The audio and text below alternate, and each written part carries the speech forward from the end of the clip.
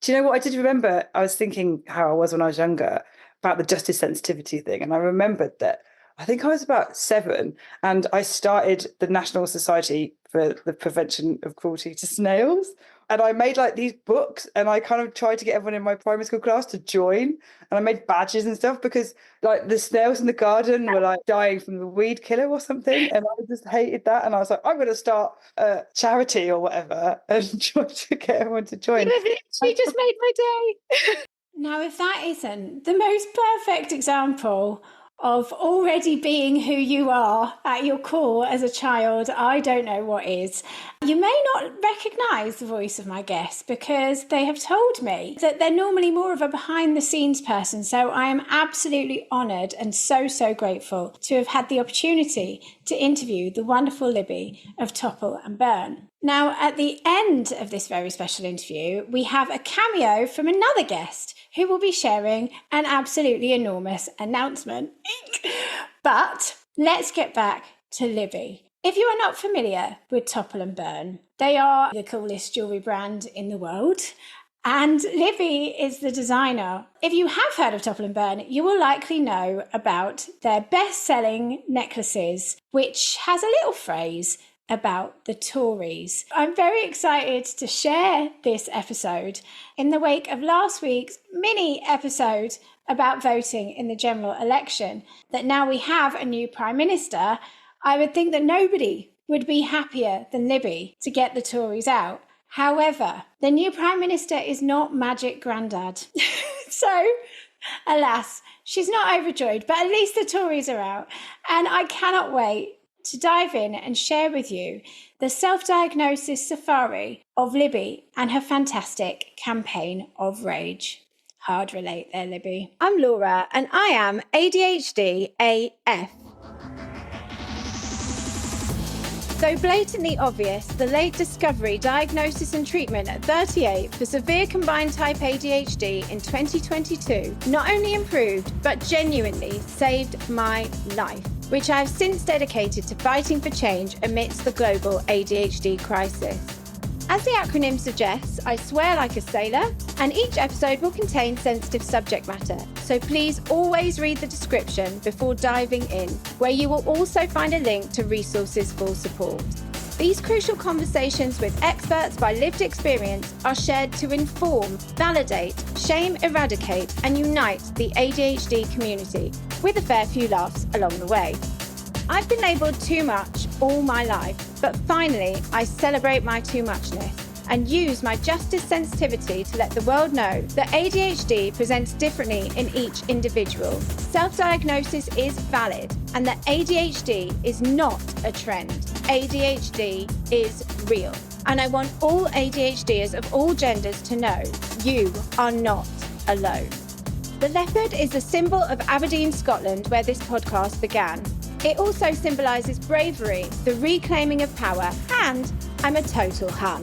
So leopard print has become the uniform of the ADHD AF community, uniting to support each other and push for change, which together we can make happen.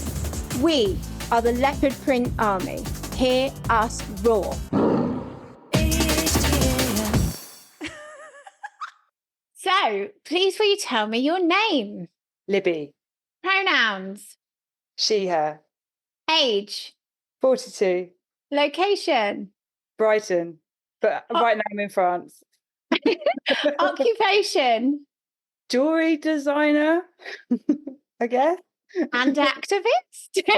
Yes, that's an occupation, isn't it? Yeah. Absolutely. Yeah, I'm a fucking activist, yeah. Your favourite film? Oh, this is really weird. Is it weird? Shawshank Redemption. Oh, no, that's an absolute banger. What is your favourite animal? Shark. Oh, me too. Dopamine dresser or calming neutrals? Dopamine dresser. Childhood nickname? Miss Piggy. I love it. What city in the world are you most like? Bangkok. Me too. No way. It's ridiculous. Like manic, never fucking stops. Heat, attack on the senses, exciting, energy. Oh my God, I love it. That's so funny. Planning, love it or loathe it? Loads. Yeah. Loathe. What is your ADHD diagnosis status? Non-diagnosed. No, Self-diagnosed. self-diagnosed, Self-diagnosed. which Yeah. is absolutely valid. Thank you. And Yeah. this is something that you've only recently identified. So it's like a late self-diagnosis. Yeah. Like, I mean, it's been kind of creeping in, I guess, over the last 2 or 3 years. Mm-hmm. How have you found that process of like discovery and self-diagnosis? Has it been kind of easy for you, or has it been a bit traumatic, or? I would definitely have to say easy, just based on the fact that I know so many, basically all of my friends, it turns out, are ADHD. Like We get about. and I've definitely had a way easier time than lots of my friends. So I'd say easy. Yeah. Yeah. Good, good, good. Okay, so full length questions. What led you to suspect that you have ADHD? Well, I think probably like a lot of people, it's definitely come out into the, I don't know what's the right word. Mainstream is the wrong word, but Public consciousness? public consciousness. And maybe you would read something and be like, oh, that kind of sounds a bit like me. And then other people would learn they had ADHD. It's like, Libby, have you done an ADHD test? It's like, no. So, go online and do a test. And it's like, do you have ADHD? You probably have ADHD. And it's like, I'll do another one. And then it's the same thing. Then you go on Google and you like read some more stuff. You're like, oh, yeah, okay, that does sound like me. And yeah. And then, I don't know, I kind of forget about it. And then something else happens and it reminds me. And then I kind of check again. And it's like, yeah. So it's just kind of, yeah. I think it's really funny. So obviously you will all know that Libby is topple and burn. Is it just you? What is topple and burn? I like to call it a campaign of rage. People say like, oh, what do you do? I say like a jewelry company. I don't think it really explains it very well, because it's kind of, it is, but it isn't. But it was just me 7, 8 years ago. And now there is 7 of us. Wonderful. Yeah. So I was introduced to your work. My friend Kat Owens, who is basically, well, this is a working title, but she's head of activism and advocacy for ADHD. No, I think I called her Grand High Queen of Activism and Advocacy. Amazing. Anyway, she got me this riot necklace for my birthday. And I basically haven't taken it off. It is like my treasured possession. I think I actually cried when I got it out. I was like, this is the best thing ever. I love it so, so much. I kind of connected with Libby. And then when we were talking about this episode, I said, well, I think the obvious kind of focus here is justice sensitivity. And you were kind of like, you what now? What? Straight to Google. You really fucking care about the injustices in this world? Well, supposedly. Well, yeah, I mean, I hadn't heard the term and I Googled it and I was like, oh, okay, yeah. That, which kind of answers a bit of your previous question. It's like, yeah, how did you find it? It's like you just keep sort of coming across things and going, oh, yeah, okay, yeah, right, yeah, that explains. I always say I found it a bit like a joke. Like I looked at these things, I looked at this list of symptoms, I was like, why are they just written down my personality? Like, and everything I've ever done wrong. Okay, tick, tick, tick, tick, tick. Brilliant. Yeah, that's me. Why do you think it was missed? Nobody around you suspected it until it came into this public consciousness and was what people were talking about right now. Well, I think it's exactly that, isn't it? Yeah. It was the public consciousness. Nobody was really aware of it. I'm 42. When I was at school, people barely even knew what dyslexia was. It was only just kind of being, I don't know, discovered. I mean, I found out recently that my dad's autistic because I realized he was based on me learning about other people around me, So this is exactly. Yeah, so it's that kind of thing. And I guess, like I say, I know so many people that have been diagnosed in the last couple of years. And they're all kind of my age. They're all like my friends. And it's the same story for everyone. Absolutely. I don't know anyone. You're so right, because a couple of my best friends were diagnosed with dyslexia at like 16, just as they were like leaving school was when people started to find out more about it. Yeah. Timing, hey? So since you've discovered this, what has changed for you personally? Well, definitely a better understanding of myself. And I think being less hard on myself as well for kind of sucking at a lot of things that I feel like I should be able to do as an adult, especially an adult with a business. It's like, why can't I just sit down and like do it? Why can't I just do it? Like the thing I need to do. So I think just understanding myself has been by far the most significant thing. It's enormous. Self-awareness, self-understanding, self-compassion. Like, Yeah. it's a complete and utter game changer. Like today, like I said to you, it's been chaos. I should have had the episode. Today's episode should have been out at 7 a.m. It's 20 past 3. I haven't finished editing it. I mean, and I have been trying. It's tripping me up. But yeah, and at least we know why, hey? We know that self-diagnosis is valid. Do you think that you might go for a medical diagnosis? Honestly, no. I have thought about this quite a lot. And there's a few reasons. First of all, I think I function okay. You know, things are difficult, certain things are hard, but I think for the most part, it's all right. Yeah. I don't think I'd be a candidate for medication.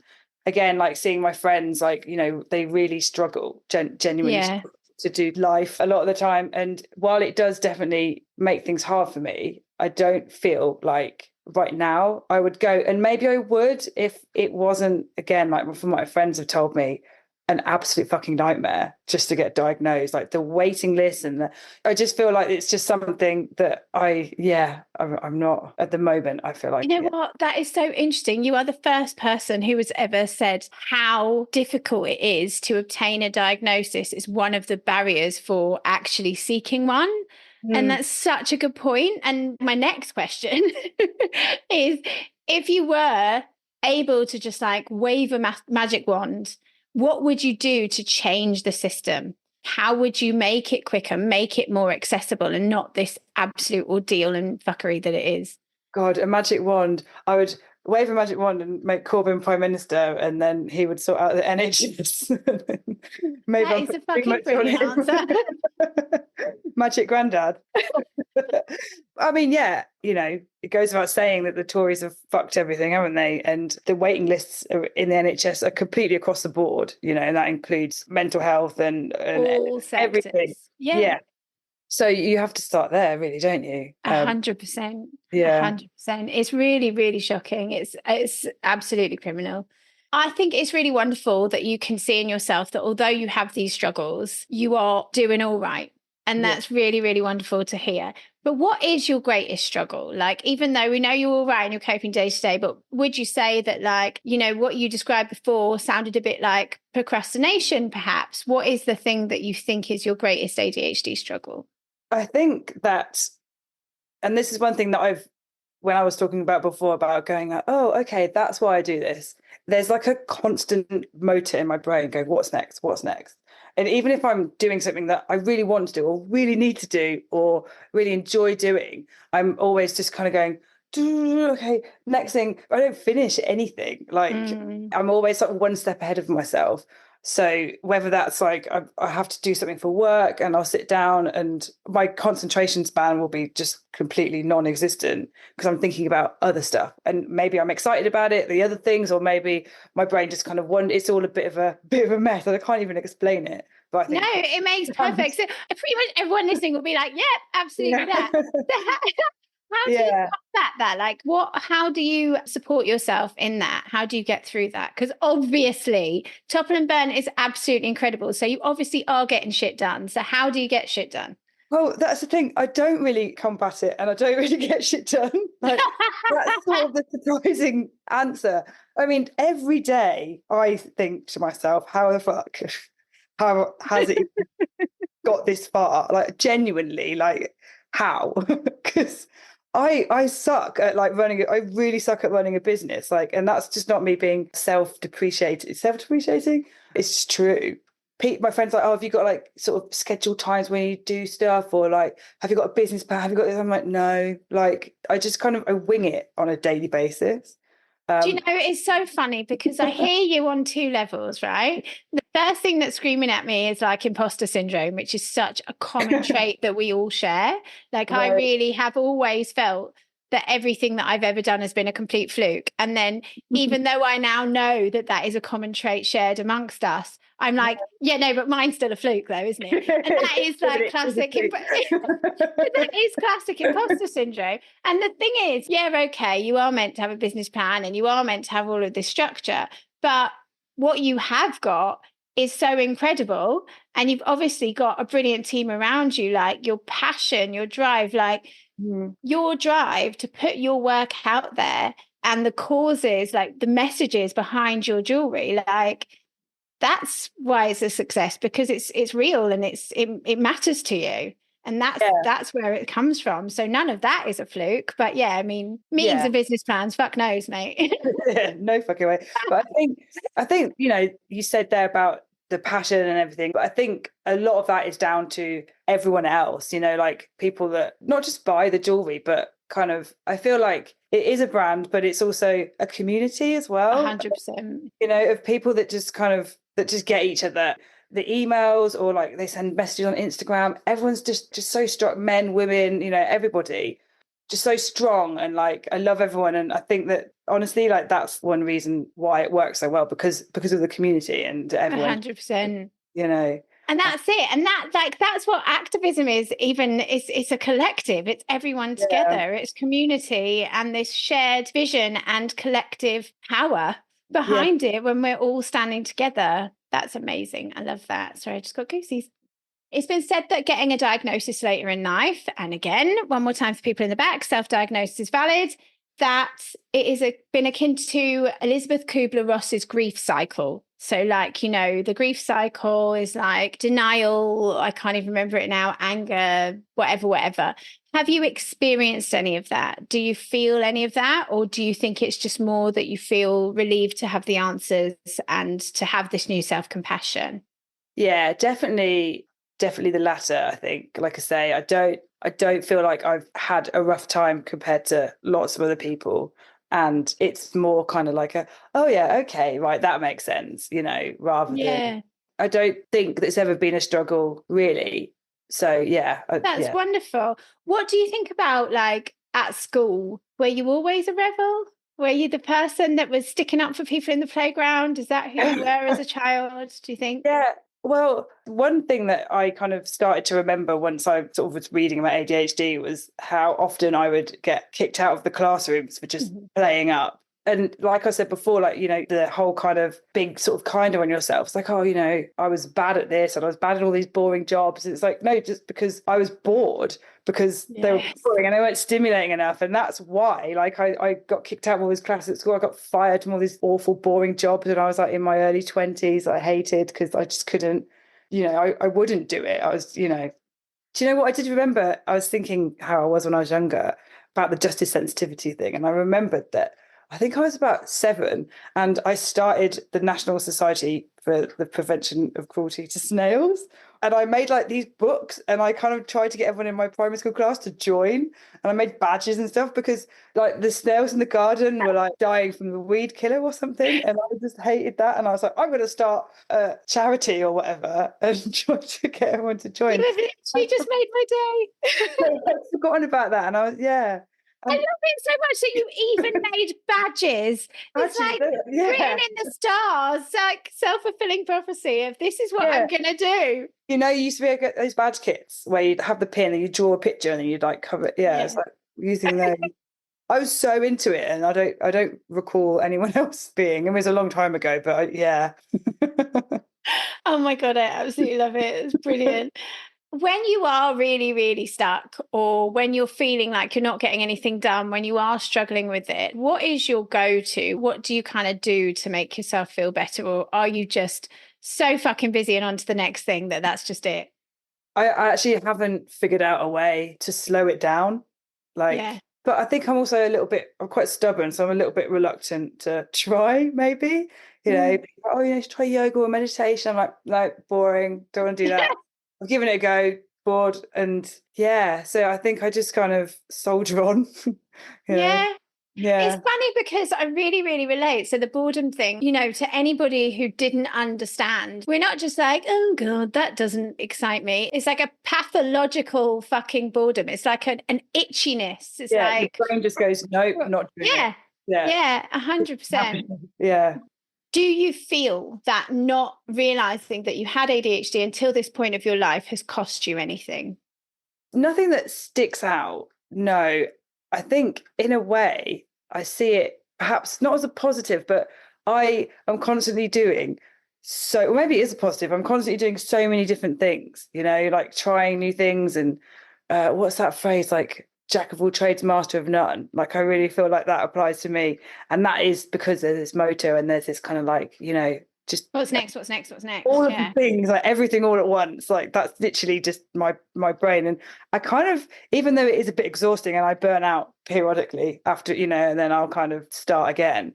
I don't think I'd change it because I don't know. I like the fact that there's just so much going on and I'm always sort of trying new stuff. I think that's the motor in my head. Like, so. Yeah, I totally hear you. Do you know what though? You probably know this. I didn't know this until quite recently. There's another line after that, jack of all trades, master of none. Right. And it's jack of all trades, master of none is often better than being a master of one. Right. Yeah. Well, yeah.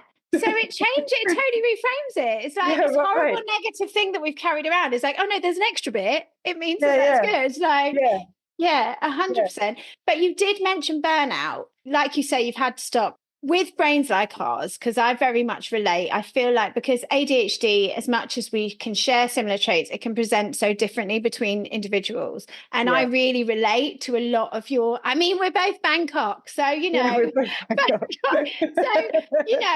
burnout thing is very real for me as well. Like, what do you do when you get there? Do you have to take time out just to rest, or how do you know that you're burnout? Can you feel it coming in, or what does it look like for you?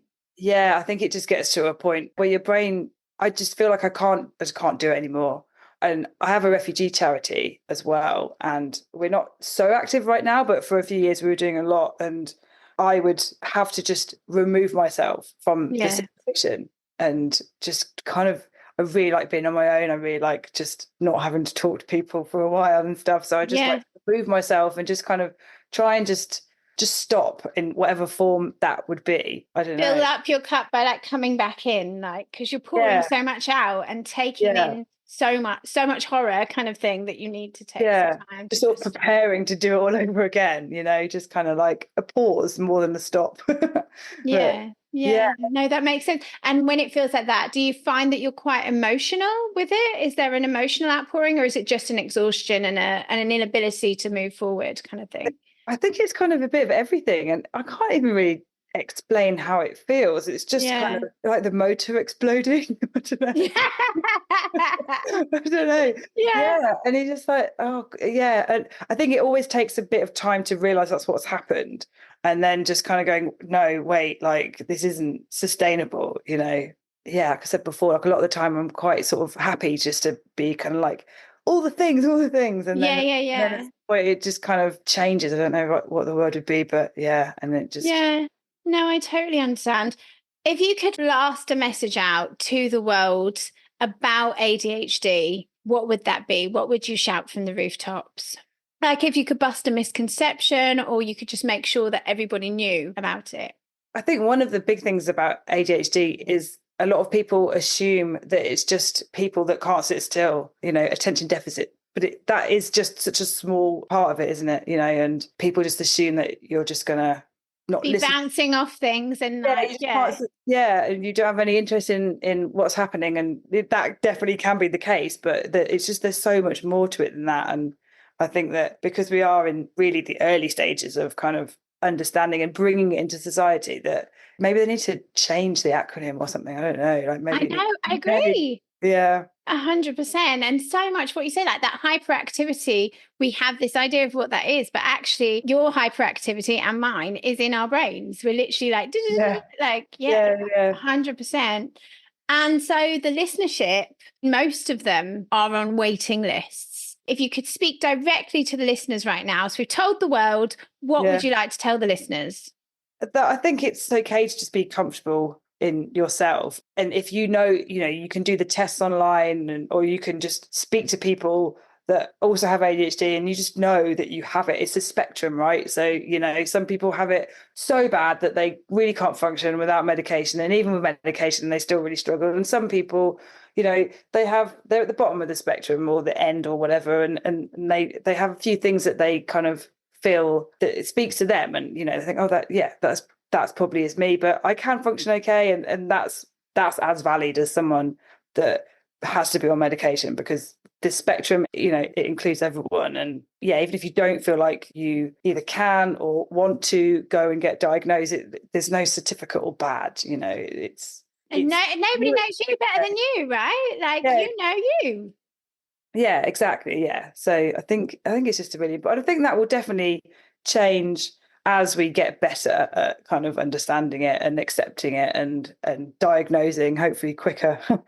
that yeah, people will just be like, yeah, I do have ADHD, and that's that, and you don't have to sort of say, That's the end of it. diagnosed. Then a doctor told me that yes, that was the case, and doctors aren't always right about everything, are they? So And like, it's such a funny thing as well, isn't it? Like, if you think about it, I don't know, if I told you that I had arthritis, you wouldn't be like, have you got a diagnosis though? Yeah, right. Yeah. But you can't claim that. Like, Yeah. it's self-diagnosis is 100% valid. So thank you so much for standing up and saying that. But you are no stranger to standing up and fighting for what is right. Absolute hero that you are. Do you want to say any more about your charity? It's called Calais Action. It was started in 2015. And actually, we were talking before about everything being a fluke. The charity was a fluke. It started completely by accident. And at the moment, we're not doing too much because actually everyone just burnt out after a while. We were all volunteering for a long time, and we were doing a lot because unfortunately, with the refugee stuff in France and also in Greece where we were too, it was all down to sort of grassroots volunteers. So that there was a lot going on. So we're not so active now, but yeah, for a few years we were. That's amazing. Doing amazing things. People with ADHD, we tend to have lower levels of dopamine. What makes you happy? What do you enjoy doing? I'm a really big advocate of sport or, exercise. We were talking earlier about how like ADHD isn't just people running around, but that is also kind of me a little bit too. Like I kind of can't sit still, but I love running. Like I love roller skating. I love surfing, and Can you do all the moves though? Is it you like in them really padded leg warmers doing bloody chariots around the place? Are you one of them? What sport's that? Chariot racing. Did you ever used to go to like the roller skating place and there'd be all these kids with the big chunky leg warmers doing all the moves? I'm just like, I can barely stand up in skates, you bastards. I had an image in my head of like, like those kind of like old school chariots that people sit in, like the gladiators, and then just like people racing. Like, pulling them around. I was like, wait, I've missed that one. I want to do that one too. Like all the things. Where are we going? Talking about those dopamine receptors, I've been trying really hard to focus on the good. So little glimmers of joy. Have you got a glimmer from today or a recent like micro joy that you would like to share, or something that's like your regular micro joy? Like when I wake up in the morning, I always have my coffee the same way and it brings me joy, or anything that lights you up. It's not very cool, but I have recently really got into gardening. And I love it. And this time of year in my garden, like I plant things, and I just literally go outside in the morning and I just notice how the stuff I planted is growing. And it's like, that's flowered and that's come out. And nature's like, it's so important for us, for our health and our happiness, I think, But yeah, that's definitely something that's happened in the last couple of years. And I'm like, okay, this is when you get to your 40s, you start really like gardening, but that's cool. I'm not ashamed. And yeah, that's definitely one of my nature is the coolest thing there is. Growing stuff's amazing. Yeah, just sitting in my garden in the mornings and just looking and seeing what's changed. That's lovely. Yeah. Do you actually live in Brighton? Yeah, I do, yeah. Oh, I love that. I went to university in Brighton. You do? Yes. I love it. It's great. It's a special place. What song best describes your ADHD? This actually came up in conversation with my friend a few days ago. Arcade Fire, Everything Now. That's a great one. We were talking about ADHD, and yeah, I sent the song, and I was like, when I first heard it, they said Everything Now. I'm like, oh my god, that's just my brain all the time. That's such a good one. I love it. A great song as well. So yeah, absolutely, that's amazing. Thank you. This is the last question. And I ask everybody this because it raises awareness whilst also breaking the stigma of the symptoms. And this is for whenever we fuck up or something ridiculous happens, it unites us as a community because we know that we're not alone. in the ridiculous things that happen. So what is the most ADHD thing you've done this week? This week. Or a really good one, if you'd prefer, if you can think of one that really stands out. There's probably so many. No, there's so fucking many today. Yeah. I think every time I've left the house in the last 3 or 4 days, I've had to go back for something. Every time. Yeah. And that's including me standing going, have I got everything? Yeah, okay. And then going, check, no. check. Yeah, it's impossible to not do it, it seems. It really is. And you know, the really funny one is like, have I locked the door? I do that quite a lot. And I get halfway down the road and I'm like, fuck, did I lock the door? I go back, I check it. I can do that multiple times, Libby. Because I can't remember the last time I checked if I actually checked. Yeah, I did that with the car as well yesterday. I had to walk quite far back, so I don't know if I locked it. But it's leaving leaving the house and then going back. It's like a little dance, like a tango. Well, listen, it's been so lovely to talk to you and so lovely to meet you. And I'm just a massive fan. And I'm so excited to be collaborating on some jewelry. Yes, it's going to be amazing. It's going to be amazing. So obviously we're going to put badges out for the National Society for Prevention of Cruelty to Snails. That's the design, isn't it? Thank you. Yeah, I'd appreciate that. They're so overlooked, you know, poor snails. People are just out to get them all the time. No, we're not. We're collaborating on something else very special, and all will be revealed very soon. Yay. Thank you so much. Is there anything that you want to add or I didn't cover that you can think of? Or anything pop the toys. So not only did I get to have a wonderful conversation with Libby of Topple and Burn, I also got to collaborate with her in another way. We've been teasing for quite a while now about ADHD AF Emporium, and I'm very excited to say that we are now live.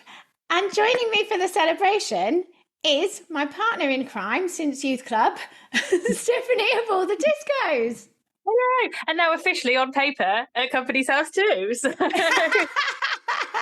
It's very exciting. And we're super grateful to Libby for collaborating with us on the most amazing ADHD AF hoops and leopard print orme necklaces, which I'm just absolutely in love with. So that's so beautiful. It is the most exciting thing ever. So Steph and I have been collaborating for a long old time. We've both got creative businesses that have been going a long time. We've always collaborated. There is a ridiculous picture of us in 2011 when we've all got moustaches on at my first shoot. We've done all sorts, haven't we? And now we've done this, and I'm so grateful and excited and just really grateful for all of the work that you've put into it. So why don't you tell us a little bit about ADHD AF Emporium? ADHD AF Emporium is our brand new website, which is the home to the ADHD AF merch. It is also going to become a marketplace as well, where we are going to open the doors to a wide array of creatives and small businesses to come and sell with us. So if you make jewellery, clothing, homeware, the list goes on, or you offer a service, we love people like hairdressers, celebrants, photographers, celebrants. That was the word I was just looking for. I was like, it's going to come into my head in a minute. If I keep going, it will come into my head. We are just going to create the most amazing marketplace full of wonderful neurodivergent creatives. It's going to launch. Well, it's launching now. It's launching now with our merchandise and exclusives. So that includes things like the amazing collaboration we've just done with Topple and Burn. We've got lightning bolts by my brand, All the Discos, and our OG collaborator, the wonderful Rebecca at Working Class as well, with all her wonderful dopamine jewellery and ADHD and Alien Nation jewellery as well. Site address is www.adhdafemporium.com, and you need to go and have a look at it right now, or as soon as you listen to this. As soon as you do this, I'll put a link in the blurb of this episode. And as ever, community members get a 10% discount on merchandise.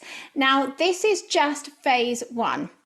I mean, I guess kind of phase 2 is our first in-person marketplace, which is at Flackstock Festival. Yeah, on the 22nd. And as ever, because it is a collaboration, our combined efforts, the main aim behind it all as well is always ADHD awareness. So just Absolutely. like at Flaxstock, we've got lots of different speakers from the podcast and all sorts going on. On top of that, any profits that we make, 10% of that will go to ADHD Plus charity, which I will come back to. As it stands, it is the merch page that is open, but we are aiming to launch the full marketplace by September. And so thank you if you've already applied to us. I know that a lot of you have already, and we have got them. They are safe. We are looking through them, but we just knew that we needed to get the merchandise side of things up and running first. And then we're going to really focus on the marketplace and building that, and that will launch in September. So please keep getting your applications through to us. Again, I think you'll link that, and the link will be on the website as well. And then in the future, we've got obviously Flaxstock that's happening, but we're going to look to do lots of more different things like that as well. We are very much up and invested for some live events, like markets and different things. We're still thinking about what we're going to do, but it's going to be fun and fantastic and in the style that you've come to know Become accustomed. Bright fun, leopard print, wonderfulness. Absolutely, absolutely. But I have to retract a statement that I made quite a long time ago, and actually that she made herself.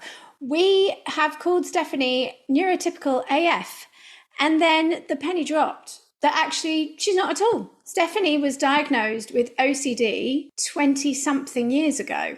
And, well, we kind of forgot because you've got it so much under control now, because it really was such a huge, huge struggle for you back then when you needed to get support. But on top of that, you know, as I've always said, this is all new to me. 2 years have flown by and I'm still learning. I myself going into this looking at ADHD and not seeing the bigger umbrella of neurodivergence, and actually OCD means that Stephanie is not neurotypical AF at all. So do you want to talk about that a little bit, Steph? So, yeah, I've had OCD probably most of my life. Well, since about the age of 10 is the earliest that I can really remember. And if I can remember having the feeling of needing to wash my hands constantly, which is where it kind of started with me. But I couldn't tell you why. And I still can't necessarily tell you exactly why that happened then. It just did. And I've had therapy, I've had medication and things. So it's something that I can get under control. And it is under control. Well, and I have manage. Yeah.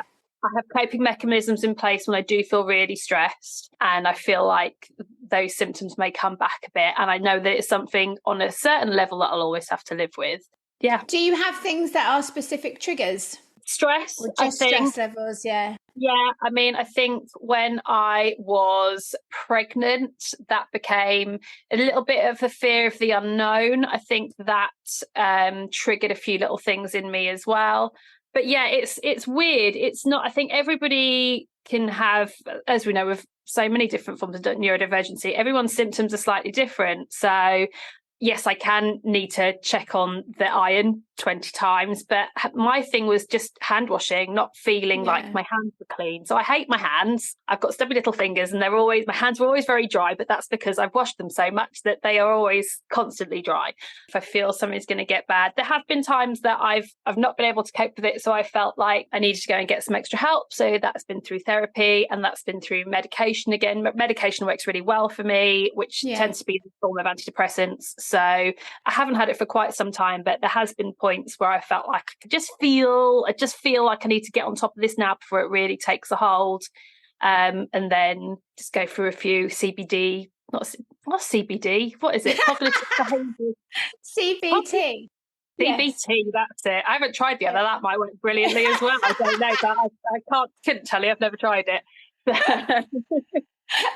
Well, thank you for sharing that. And it's so funny that we just kind of got so far down the road, and then I was like, hang on a fucking minute, what am I talking about? Stephanie's got OCD. So anyway, here we are. So obviously both of us having had creative businesses for quite a long time, I started Hathor. I'm always confused. I think it was 2010, 2011, one of the two. But I got off to a really flying start, as you do, and I got like help from the Prince's Trust and everything else. But then my ADHD symptoms tripped me up.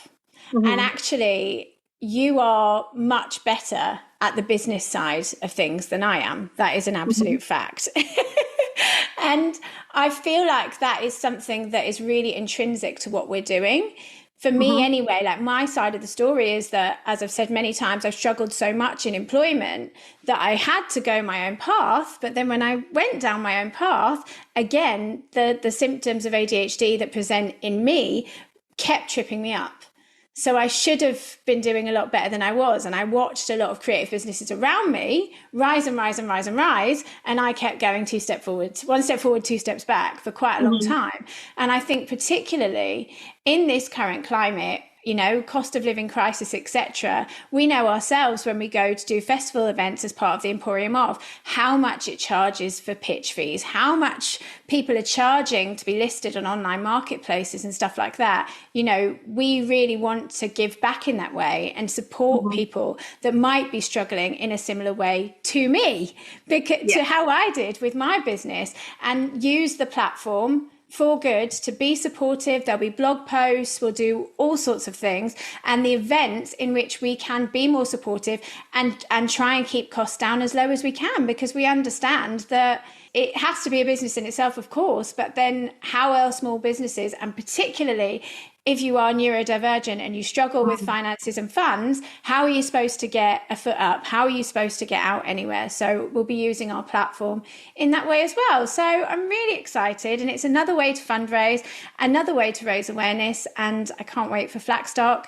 And I'm still really pinching myself that we have Topple and Burn jewellery. Isn't that amazing? I know. And it's just, I love it. I don't want to take it off. I love it. It's beautiful. Yeah, so come and see us at Flackstock. We've got a couple of extra surprise guest sellers at Flackstock as well. It's going to be beautiful. And if you can't come to Flackstock, get yourself on the website, and it'll all be there for you to see. Yes, join us there. So ADHDAFemporium.com. Yes. Yes. And we'll see you over there. Do you know what? I've got to tell you what the most ADHD thing I've done this week is. Well, I mean, there's loads. It's been a corker of a week. But actually, there are two that are directly related to this, which I was sitting this morning thinking, do I say this or do I not say this? But I think I should say it because it's quite funny. So in the first post, and you'll see that I've got on the Topple and Burn ADHDF hoop earrings. Well, my head is turned to the side because I actually only have my right ear pierced. And I have only had my right ear pierced since 2021. And every single month, I'm like, I must remember to get my left ear re-pierced. I must remember to do that since 2021. As 3 years, I've only got one ear pierced. So I've got my head turned to the side. So you can't see that I'm only wearing one giant hoop like a pirate. And then turn the earring round to make it so you can see, like, oh, look, it says ADHDAF. And my manky finger is out because I also forgot to go and get my nails done. And obviously, my stimming is biting my nails. So, yeah, you've got my manky hand with one ear pierced. But you know what? It's on brand because it's ADHDAF and it's ADHD awareness. We're on brand. We're on brand. What I do want to also say is that I've always said throughout this ADHD AF safari is that we need to identify our own strengths and weaknesses, and within accepting that we are neurodivergent, we accept that the same struggles are going to trip us up time and time again, and then we have to put systems in place to support ourselves with that. And I think that that is why our collaboration works so well, and it has always worked very, very well, is that we complement each other and we can support each other in the ways that we fall down. Stephanie loves a spreadsheet. You fucking love a list, all of the things that I can't do. You are really, really, really good at. And we can support each other in the times when it's tough, because it is tough out there. We are in a cost of living crisis, and we are also in a time of ADHD diagnosis crisis. So we really need to get the word out there to change public opinion. That's one of the reasons why Flackstock is so important, is because it's in the general public. Nobody there is coming specifically to see us necessarily. No. So it's our opportunity to entice people in with sparkly things and give them a lecture about ADHD. Absolutely. And do you know what? I think some of the really lovely things about some of the products that we've got on the website are that although they are very much within our ADHD AF brand and things like that, an ally can wear them as well. You know, if you want to buy something for a friend to show support, the leopard print army is perfect. So the leopard print army necklaces are perfect. If you're wanting to buy a gift for somebody who is neurodivergent, there's beautiful things on there. So if you are not neurodivergent yourself and you're looking for something for somebody who is, there's some really lovely thoughtful pieces on there as well. I've always had people message and say, you know, can if I order this, can I get it by this time, because that's the day that my partner is getting assessed, or that's, you know, and it can be a really lovely way to mark the new chapter of your life. But as we embark on our new chapter of life, but just before Flackstock, you are joining me at Brighton. I am, yes. Yes, so you are coming along to the grand finale of ADHD AF Alien Nation. It is the last show of the tour, of the last hurrah, the very, very last hurrah. It is at Comedia Brighton on Saturday, the 20th of July at 5 p.m. For this very last show of the last ever ADHD AF podcast tour, I am joined by some incredible guests. So Steph will be joining me alongside Rosie Turner of ADHD Untangled podcast, and Kat Brown, journalist and author of It's Not a Bloody Trend, Susie Payton, who is a Brighton comedian and ADHD coach, Alex Partridge, a host of ADHD Chatter podcast from the previous episode, the wonderful Kim Pierpoint, midlife empowerment coach and comedian and yoga guru, incidentally, and of course Nicole, who will be performing a preview of her second Edinburgh Fringe show, Why Am I Still Like This? So there are not that many tickets left for the last hurrah. You can grab one in the link in the blurb of this episode. Which does mean we will have a very full merch stall. So, Emporium on tour. Yeah, absolutely. So I very much look forward to seeing you in Brighton, which is incidentally where our Libby is from. So thank you very much again to Libby of Topple and Burn, who is an absolute inspiration and a legend. We should leave these people in peace and remind them that, you know, whatever it is that you are doing, if you are a small creative business, if you are an ADHD entrepreneur, if you're offering services, just get in touch. It might be a fit, it might not be a fit, but the one guarantee that we'll give you is that anything that we list when we do eventually get the marketplace out there around about September time, is it will be ethically sound. They're going to be good people. Like, trust me. I've had people slide into my DMs and into my email pretty much daily for the best part of 2 years, trying to get me to sell planners and this and that. And I've never done it. I've never backed anything that I don't believe in. So, you know, even if the things that you see aren't for you, you can know that it's doing a lot of good because you're supporting a neurodivergent maker, a small business, independent business, and you are also helping to raise funds for charity. And as I said, I will come back to you on that ASAP. So thank you, Steph. And thank you. Massive thank you to Libby, and exciting days ahead. Thank you very much, everybody. Hope to see you soon, or see you in the community, and head to ADHDFemporium.com.